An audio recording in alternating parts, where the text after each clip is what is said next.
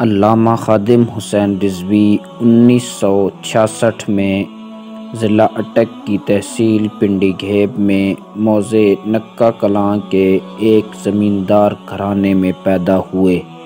ان کے والد کا نام لال خان آوان تھا۔ علامہ خادم حسین رضوی نے ابتدائی تعلیم اپنے گاؤں میں حاصل کی۔ انہوں نے حفظ و ناظرہ کی تعلیم جہلم و دینا کے مدارس سے حاصل کی۔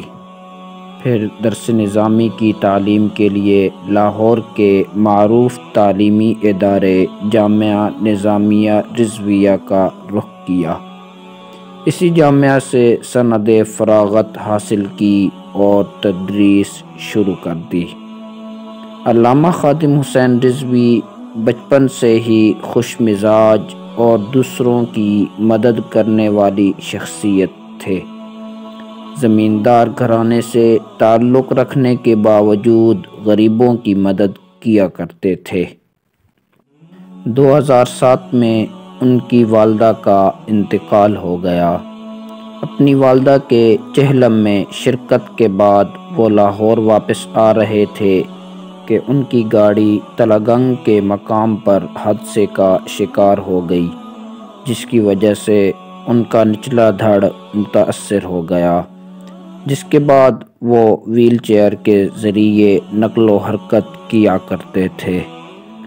علامہ خادم حسین رضوی کئی سال تک محکمہ اوقاف کی مسجد میں خطیب رہے، جہاں انہیں منفرد انداز بیان کی وجہ سے شہرت ملنا شروع ہوئی۔ علامہ خادم حسین رضوی کی اصل طاقت ان کی خطابت تھی، جس میں وہ سامعین پر سحر طاری کر دیتے تھے۔ جگہ جگہ ان کی تقاریر ہوتی تھیں، ہر جگہ ان کی تقریروں کو پذیرائی حاصل تھی۔ وہ ایک اچھے خطیب تھے، موقع شناسی اور مردم شناسی کے ماہر تھے۔ کس جگہ کیسی بات ہونی چاہیے، مولانا اس فن کے تاجدار تھے۔ انہیں اپنے خطیبانہ لب و لہجہ کی وجہ سے بھی کافی تنقید کا سامنا رہا، لیکن وہ عشق رسالت کے محاذ پر ڈٹے رہے۔ ان کی تقریروں میں کوئی انوکھی اور اچھوتی بات نہیں ہوتی تھی، بلکہ مجمع کے لیے جس چیز کی ضرورت محسوس کرتے تھے اس کو بڑے سادہ انداز میں بیان کر دیتے تھے۔ الفاظ کی ہیر پھیر، لہجے کا تصنع اور پرتکلف انداز بیان سے مولانا بالکل بیزار تھے۔ وہ بالکل سنجیدہ لہجے کے عادی اور اسی کے حامی بھی تھے، اور یہی چاہتے تھے کہ تقریر و بیان میں اپنی صلاحیت کا نہیں بلکہ مجمع کی صلاحیت کا لحاظ کیا جائے۔ خطابت، بے خوفی، بے باکی اور عشق و رسالت میں دیوانگی، یہی ان کی خوبی تھی اور یہی ان کی اصل طاقت تھی۔ علامہ خادم حسین رضوی نے 2015 میں تحریک لبیک پاکستان کی بنیاد رکھی۔ انہیں اور ان کی جماعت کو شہرت سابق گورنر سلمان تاثیر کے قتل میں ملوث غازی ممتاز حسین قادری کی پھانسی کے خلاف شدید مزاحمت پر ملی۔ علامہ خادم حسین رضوی نے غازی ممتاز حسین قادری کے پھانسی کے خلاف بھرپور احتجاج کیا اور دھرنے دیے۔ تحریک لبیک پاکستان کی جانب سے 2017 میں اراکین اسمبلی کے حلف ناموں میں ختم نبوت کے حوالے سے تبدیلی پر نواز شریف حکومت کے خلاف احتجاج اور فیض آباد میں دھرنا دیا گیا، جو کئی روز تک جاری رہا۔ راولپنڈی کے ساتھ ساتھ لاہور میں بھی دھرنا دیا گیا تھا اور تمام شاہراہیں بند کر دی گئی تھیں۔ 2018 میں تحریک لبیک پاکستان نے الیکشن میں بھرپور حصہ لیا اور ان کی جماعت نے اپنے پہلے الیکشن میں ہی بہت بڑے پیمانے پر کامیابی حاصل کی۔ حالیہ دنوں فرانس میں توہین آمیز خاکوں کی اشاعت اور فرانسیسی صدر کے بیان پر احتجاج کرتے ہوئے تحریک لبیک پاکستان نے راولپنڈی کے علاقے فیض آباد میں ایک بار پھر دھرنا دیا، جو فرانسیسی سفیر کو ملک بدر کرنے پر آمادگی سمیت دیگر مطالبات تسلیم ہونے پر ختم ہوا۔ ان مذاکرات میں علامہ خادم رضوی خود بھی شریک رہے۔